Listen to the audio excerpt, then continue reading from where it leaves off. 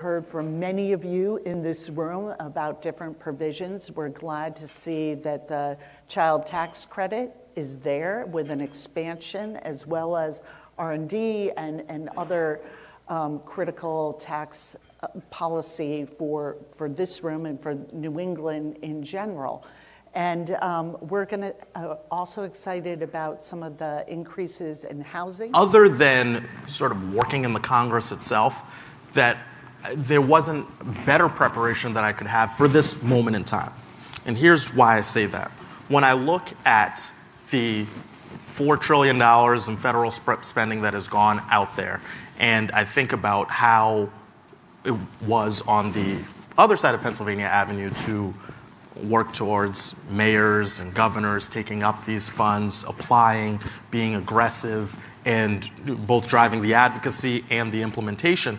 Well, I think you need legislators who are well-versed in executive function in order to write better law, but also to hold those accountable. The average turnout for a party primary across the country is 21%.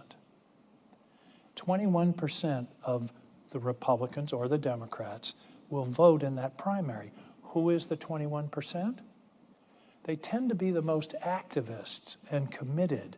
On the Democratic side, the most progressive. On the Republican side, the most to the right, the most oriented toward Donald Trump at this moment in time. You notice there's no middle in that group. You're not, and here's what's really scary, and I've seen this.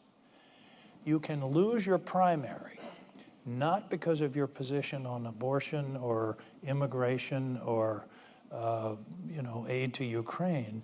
You can lose your primary because you're not viewed as being sufficiently hostile to the other side. So we need more housing, and we need more housing that people can actually afford, and that is why I filed the $4 billion housing bond bill. It's a big number, but it is really, really important. The Affordable Homes Act would build homes at every income level, and jumpstart private housing production. Elected, somebody asked me, how do I sleep at night? I said, I sleep like a baby. I get up every 2 hours screaming.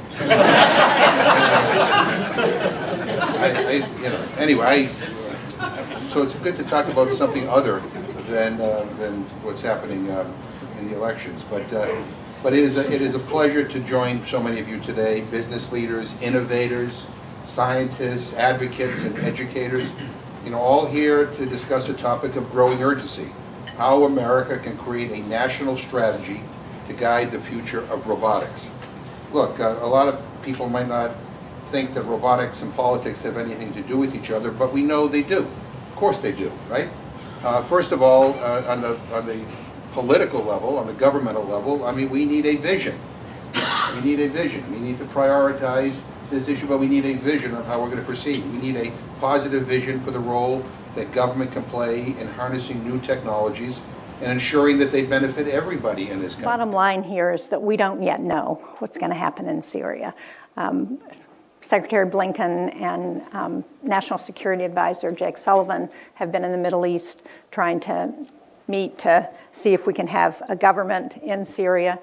But there are a number of things that we do know that I think are important. First of all, the fall of Assad is a huge, huge victory for the people of Syria, who have suffered for 50 years under the Assad regime.